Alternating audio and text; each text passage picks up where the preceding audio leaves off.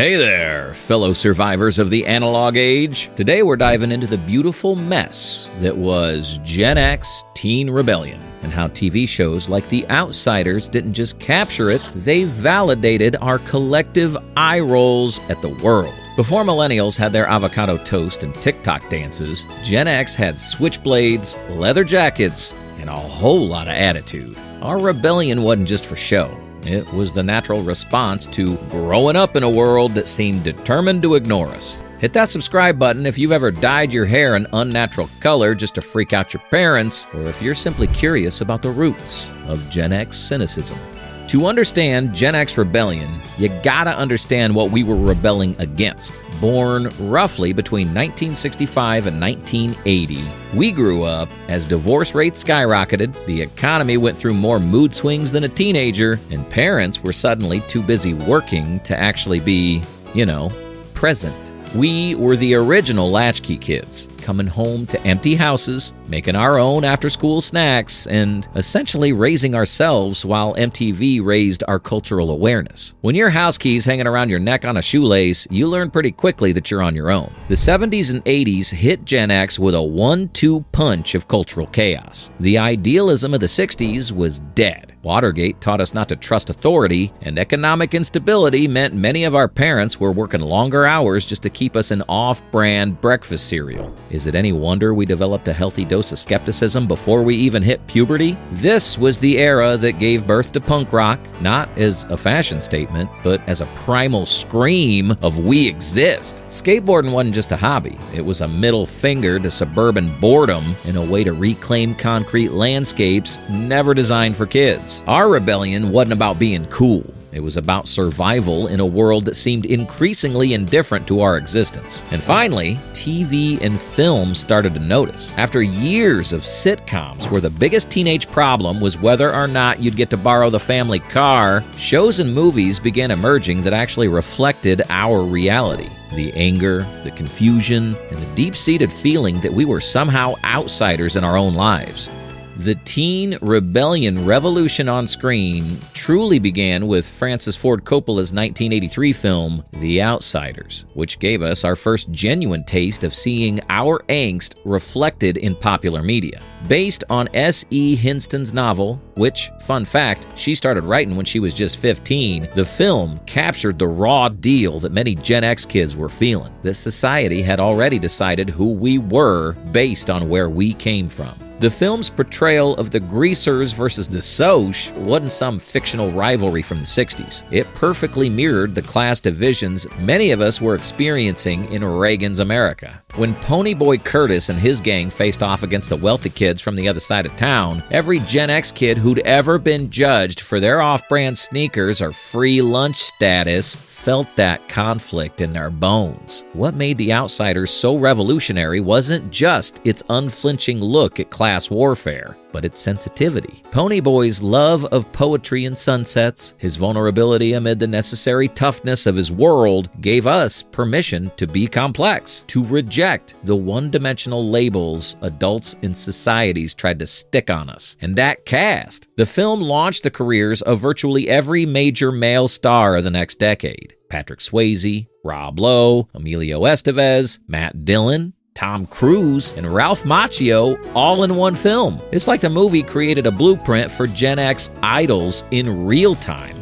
If The Outsiders laid the groundwork, then 1985's The Breakfast Club built a full-blown rebellion headquarters on top of it. John Hughes' masterpiece took the teen alienation of The Outsiders and brought it into the suburban high school environment where so many Gen X kids were struggling to survive. The Breakfast Club wasn't just another teen movie. It was a cultural earthquake that validated everything we were feeling. When Judd Nelson's John Bender challenged Paul Gleason's authoritarian principle with that iconic, "You mess with the bull, you get the horns" line, every Gen X kid in the audience felt that in their soul. The film's genius was in showing how these seemingly different teens, a brain, an athlete, a basket case, a princess, and a criminal, were all rebelling in their own ways against the boxes adults had placed them in. It acknowledged that rebellion didn't always look like a leather jacket and a switchblade. Sometimes it was Ali Sheedy's silent withdrawal, or Anthony Michael Hall's academic pressure cooker. And the kicker? The adults in the film were either clueless, cruel, or completely absent, reflecting exactly how many of us felt about the authority figures in our own lives. When Bender revealed the cigar burn from his abusive father, it wasn't just shock value. It was a stark acknowledgement that many kids were fighting battles adults couldn't or wouldn't see. That final freeze frame of Bender's triumphant fist pump became our generation's silent battle cry. We might have been misunderstood, but at least now we were being misunderstood on the screen, which somehow made it easier to bear. Building on the foundation laid by both the book and the hit film, The Outsiders TV series hit screens in 1990, bringing Ponyboy Curtis and the Greasers directly into our living rooms each week. While many of us were already fans of the story, the series gave us a weekly dose of the class warfare and coming-of-age struggle that had made the original so powerful. The TV adaptation followed Ponyboy, his brothers Soda Pop and Dairy, and their gang of greasers as they continued to navigate life on the wrong side of the tracks in 1960s Tulsa. The show only lasted one season on Fox, but its impact was far greater than its 13-episode run would suggest. What made the Outsiders TV series resonate so deeply with Gen X teens was how it expanded the world we'd glimpsed in the film. Week after week, it reinforced that the us versus them mentality wasn't just a plot device. It was a reality many of us were living. While the show was set in the 60s, its themes of alienation and finding your tribe struck a chord with Gen X viewers who were navigating their own cultural battle lines. Preppies versus punks, jocks versus freaks, conformity versus individuality. The series took the cinematic rebellion template and brought it into our homes, making it part of our weekly ritual and validating our feelings on a regular basis. We might not have been rumbling with switchblades, but the emotional warfare felt just as intense.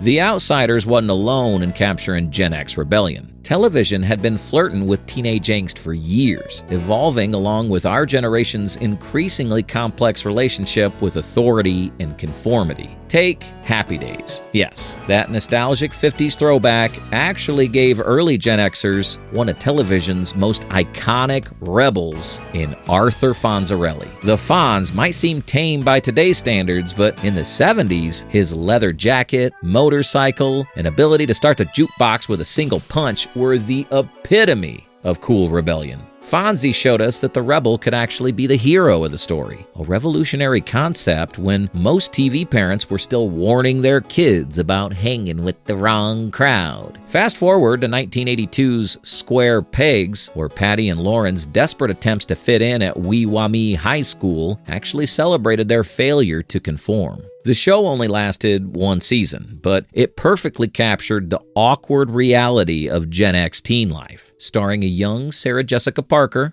decades before Carrie Bradshaw, Square Pegs was revolutionary in its embrace of the outsider perspective. These weren't the pretty, popular kids winning in the end. These were the weirdos just trying to survive adolescence with their dignity intact. By 1994, Gen X rebellion had evolved into the grunge-infused angst of My So-Called Life. Angela Chase, Claire Danes, dyeing her hair crimson glow wasn't just a cosmetic choice. It was an identity statement, a visual representation of her internal rebellion. Her fascination with Jordan Catalano, Jared Leto, wasn't just typical teen romance. It was a rejection of the path her parents and former friends expected her to follow. What all these shows and films had in common was their willingness to take teenage emotions seriously. They didn't dismiss our angst as mere hormones or phase-of-life drama. They validated the very real feelings of alienation that came from growing up in a world that seemed increasingly hostile to young people. Why did these portrayals matter so much? Because for perhaps the first time, mainstream media was acknowledging that maybe, just maybe, the kids weren't the problem. Gen X came of age in the aftermath of Vietnam, Watergate, and the energy crisis, watching as the American dream our parents had been promised crumbled under the weight of reality. We were the generation raised on stranger danger, just say no, and the constant threat of nuclear annihilation. Thanks, Cold War. Is it any wonder we developed a certain skepticism about authority? Shows like The Outsiders and films like The Breakfast Club validated what we already knew, that sometimes the system really was rigged against you, that adults didn't always have the answers, and that finding your tribe was often the only way to survive. These shows provided a cultural mirror at a crucial time. For Gen X kids growing up in the pre-internet America, television was one of the few ways to see our experiences reflected back at us and to know we weren't alone in our alienation. When Ponyboy struggled with being both sensitive and tough, when John Bender raged against authority, when Angela Chase questioned everything about her seemingly perfect life, we saw ourselves. The legacy of these portrayals extended far beyond their original airings. They paved the way for the increasingly complex teen dramas that would follow, from Dawson's Creek to Freaks and Geeks to Euphoria. They helped us establish the idea that teenage stories could be vehicles for exploring deeper societal issues, not just trivial entertainment. For Gen X, rebellion wasn't just a phase or a fashion statement. It was a survival mechanism in a world that often seemed determined to ignore or misunderstand us. These shows didn't create our rebellion.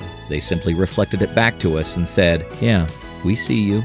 As we look back on shows like The Outsiders and their portrayal of Gen X rebellion, it's clear they weren't just entertainment. They were cultural artifacts that helped shape an entire generation's self-image. They taught us that being an outsider wasn't something to be ashamed of. Sometimes it was the only authentic choice in an inauthentic world. They showed us that rebellion could be a legitimate response to illegitimate circumstances. And perhaps, most importantly, they assured us that we weren't alone and our feelings of alienation and angst. The teen rebels of 80s and 90s TV and film walked so that later generations of screen teens could run. Without Ponyboy Curtis, John Bender, Fonzie, and Angela Chase paving the way, we might never have gotten the rich, complex teen characters that dominate streaming platforms today. So, which character captured your teen rebellion? Were you the greaser or a soch? More of a brain, an athlete, a basket case, a princess, or a criminal? Drop a comment below and let's reminisce about the shows that saw us when the rest of the world seemed determined not to. If this little trip down rebellion lane hit you right in the nostalgia, smash that subscribe button like it's a society that doesn't understand you. Hit the notification bell to make sure you don't miss our next video. And until then, stay gold, Ponyboy. Stay gold.